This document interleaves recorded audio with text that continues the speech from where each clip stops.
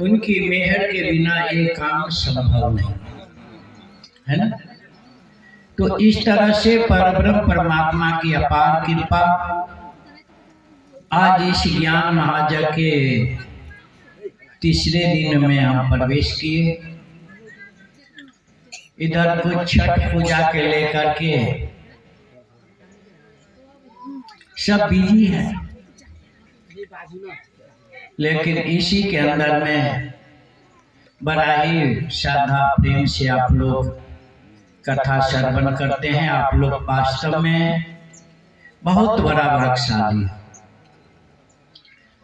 कहे कि ये चीज जो है बिना परमात्मा की कृपा के बिना संभव नहीं है ना। तुलसीदास जी कहते हैं, नरा और लक्ष्मी पापी के घर भी, लेकिन संत हरि कथा तुलसी दुर्लभ दूर, ये बहुत ही दुर्लभ है। तो आप लोग बड़ा श्रवण कर लें। हमने कथा का श्रवण किए थे उत्तान पाद ना। उत्तान पाद राजा के दो पत्नी है। दो पत्नी वाले के बड़ा आराम होता है ना जी, खूब सेवा करता है।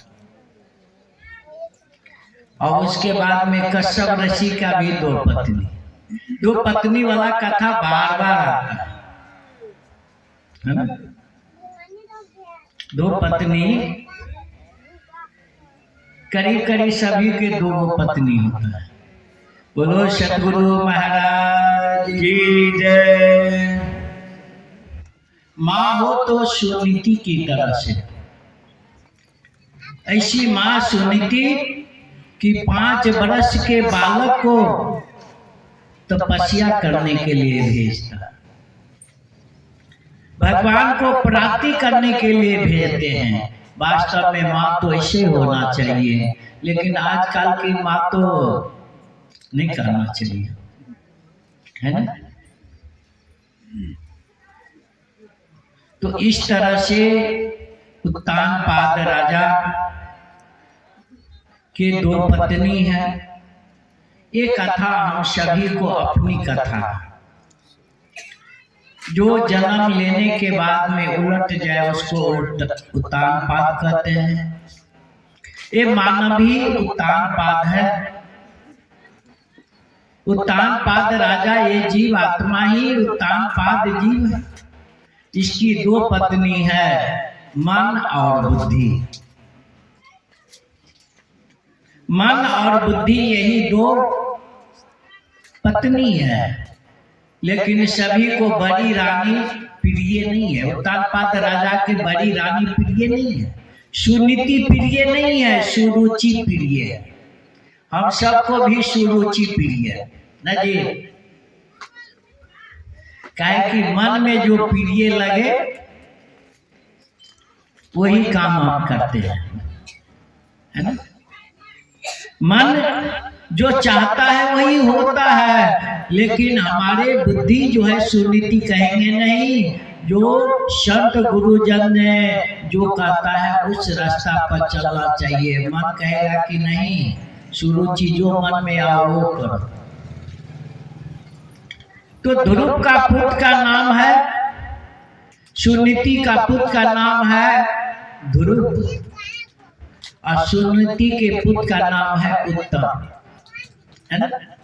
हमारा मन भी उत्तम उत्तम फल सुख भोगने का इच्छा करता है। सबसे अच्छा फल हमको ये शराब हमको मिले, ये मन चाहता है। बुद्धि तो कहेगा कि नहीं भाई, मानव जीना मिला है, थोड़ा इसमें भजन भक्ति करो आत्मा कल्याण करने के लिए। बुद्धि तो ये कहेगा, लेकिन मन कहेगा कि अरे क्या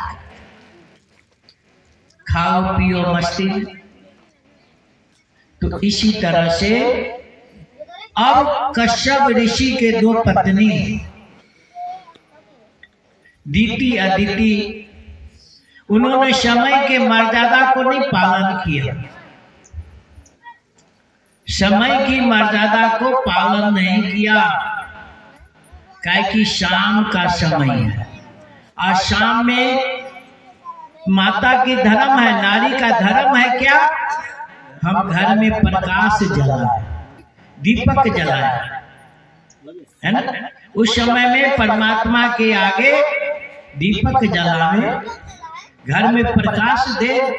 लेकिन कुछ समय को भोग विलास जो है, हमारे घर में जो पुत्र होते हैं वो नास्तिक पुत्र पैदा होता है, धर्म का मर्यादा को नहीं पालन किया। आज कहते हैं कि हमारे बच्चे ऐसे हो गया, हमारा बच्चे ऐसे है, हमारे बच्चे नहीं मानता है, लेकिन आज समय की मर्यादा को पालन नहीं करता है मनुष्य।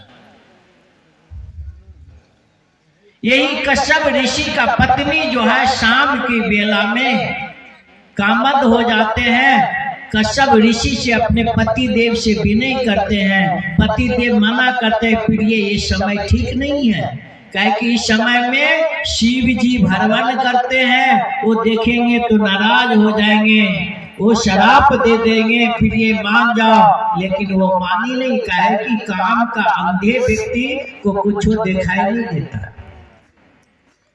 और कुछ समय के कारण, भोग विलास के कारण उसके घर में 2 राक्षस पैदा हुआ, जिसके नाम है हरनाक्ष और हिरण्यकश्यप।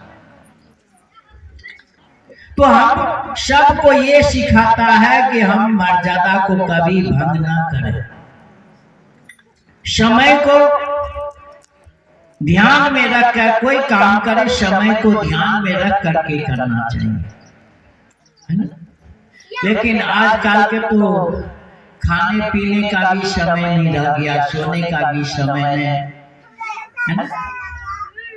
अब 10 बजे के बाद का जो भोजन है वो जहर के समान हो जाता है। लेकिन आजकल तो 10 बजे कौन कहे, 12-1 बजे रात में लोग खाते हैं, है ना। वो पच नहीं पाता है, नाना प्रकार की बीमारी होते हैं।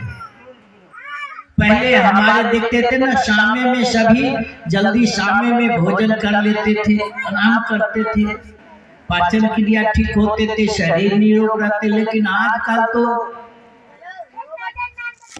सुबह में भी बच्चे